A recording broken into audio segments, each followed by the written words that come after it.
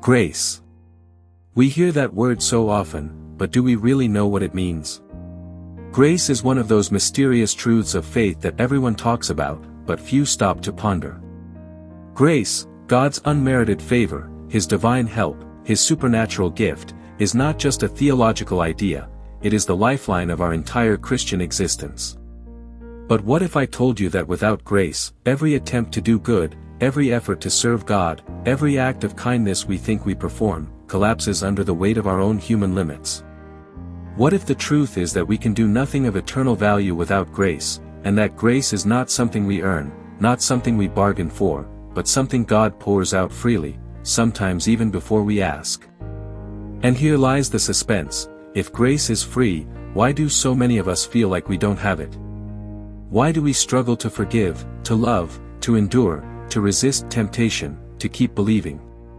Could it be that we have misunderstood grace, not as God's invitation into His power, but as a vague idea we only whisper about in church pews? The danger is real, to mistake grace for a theological word on a page instead of the living power that sustains our souls. Grace is not an extra topping on an already good life, it is the very breath of our Christian journey. Think about it. Every good work is God's work. Every moment of true mercy, every act of selfless love, every patient endurance, every breakthrough in faith, is not our cleverness, not our strength, not our own wisdom, but the Spirit of God working in us. And yet, how often do we fall into the American temptation of self-reliance, believing that if we just work harder, if we just push through, if we just hustle more, we can manage everything on our own? But the truth is unsettling: without grace, we are powerless to do what is truly divine. And grace, precisely because it is divine, is always a gift. Consider a simple story. A man wakes up every morning at 5 a.m., determined to change his life. He says the right words, he disciplines himself, he reads all the self-help books. And yet, in the quiet of the night, he feels the same emptiness, the same heaviness, the same anger simmering under the surface. He cannot break free. And then one day, unexpectedly, a friend prays over him.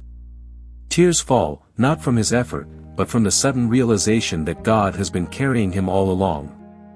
In that moment, grace breaks through. Not because he earned it, not because he planned it, but because God gave it. And with grace, change begins. Grace is not human determination dressed up in religious language. Grace is God's life shared with us. Without it, we cannot forgive the unforgivable. Without it, we cannot endure suffering with hope. Without it, we cannot even say with true conviction, Jesus is Lord. Grace is what makes the impossible possible. Grace is what lifts our weakness and transforms it into strength. Grace is the secret power that allows us to do God's works, because every good work is not ours, it is His. But here comes the tension. If grace is so necessary, how do we receive it? If grace is unmerited, does that mean we just sit back and wait? Or is there something more? Here is where the mystery deepens. Grace is free, but it is not forced. God does not pour His life into unwilling hearts. We are invited to open, to consent, to say yes. And that yes, though small and trembling, is the doorway through which grace rushes in like a flood. Think of the fisherman Peter. When Jesus called him to walk on water, Peter took a step out of the boat. For a moment, his human strength failed, and he began to sink. But when he cried out, "Lord, save me," Jesus reached out His hand. That is grace. Grace did not wait for Peter to swim back on his own. Grace met him in his weakness. Grace lifted him up. And yet, Peter had to take that first step. Grace and human openness meet in a mysterious dance. God gives, we receive, and the miracle unfolds. And yet, even as we say yes, we must remember, grace is always greater than our yes. It is not a payment for our cooperation. It is not a wage for our effort. It is a gift, always more than we deserve, always beyond what we imagine. That is why we call it unmerited favor. We could never earn it. We could never deserve it. But God, in his overflowing love, gives it anyway. This truth shatters one of the deepest illusions of modern life, that we are the masters of our own destiny. In America, we are taught from childhood that with hard work, grit, and perseverance, we can achieve anything. And yes, discipline and perseverance have their place. But the deepest truth is this: we cannot achieve salvation. We cannot climb to heaven on the ladder of our own accomplishments. We cannot perform God's works with human strength. We need something of the divine. We need grace. Without it, our towers of success crumble into dust. With it, even the smallest act of love becomes radiant with eternal value. And so, grace humbles us. It tells us we are not self-sufficient. But it also exalts us. It tells us we are chosen, carried, and empowered by God Himself. Grace is not merely pardon for sin, it is power for transformation. It is not only the eraser of guilt, it is the pen that writes a new story. Grace lifts us from the mud but also plants us on the path of holiness. It forgives, but it also strengthens. It washes away, but it also builds up. Without grace, we fall. With grace, we rise. Let us pause and ask, where have you been trying to live without grace? Where have you relied only on your strength, only on your wisdom, only on your plan? Perhaps it is in your marriage, where forgiveness feels impossible. Perhaps it is in your workplace, where the pressure crushes your spirit. Perhaps it is in your secret struggles, addictions, doubts, shame, that you can't seem to overcome. What if the answer is not more effort, but more grace? What if the breakthrough you long for is not the fruit of harder striving, but the gift of divine help you cannot manufacture? Here is where the cliffhanger lies: if grace is always available, why do some people still miss it? Why do some hearts remain hard, some lives unchanged, some wounds unhealed? The answer is sobering. Because grace demands humility. It humbles our human nature and exalts God's glory. It demands that we admit we cannot save ourselves. It demands that we kneel, that we open, that we surrender. And surrender is the hardest thing in a culture of pride and independence. But the paradox is clear: the more we surrender, the stronger we become. The more we let go, the more God fills.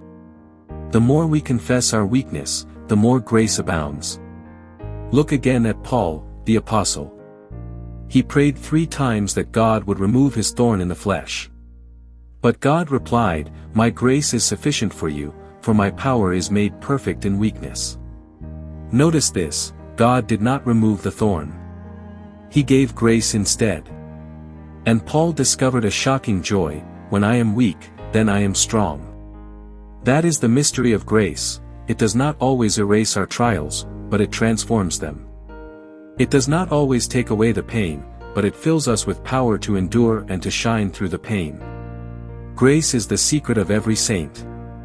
Grace is the difference between ordinary people and extraordinary lives of holiness.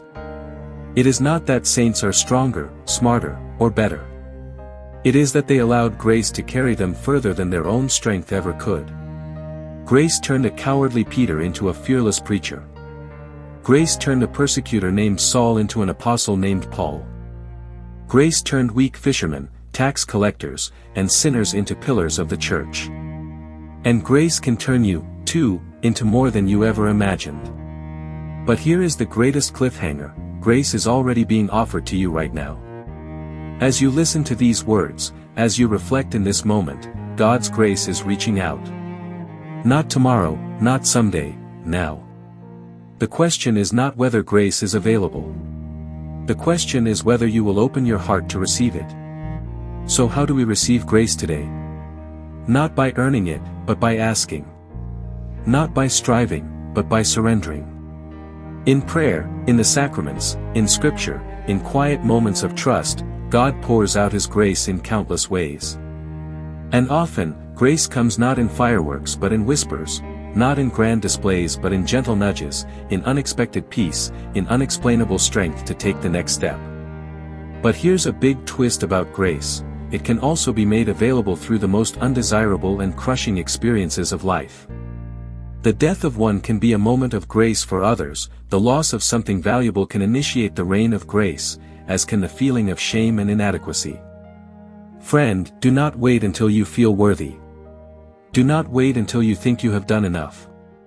Grace is for the unworthy. Grace is for the weak. Grace is for the sinner. Grace is for you. And when you receive it, you will discover that grace does not only forgive your past, it empowers your future. It does not only restore what was broken, it builds what was never there before. Grace is not a one-time gift. It is the daily bread of the Christian life. So when you wake tomorrow and feel tired, ask for grace. When you fail and feel ashamed, ask for grace. When you succeed and are tempted to boast, ask for grace. Grace is not a theory. It is God's hand holding yours, God's strength in your weakness, God's light in your darkness. It is the unmerited favor of a God who loves you too much to leave you alone. And so, the reflection ends where it began, grace. Without it, nothing of eternal value is truly humanly possible. With it, everything changes. Grace is the secret, the power, the gift. And grace is here, waiting, now. Will you receive it?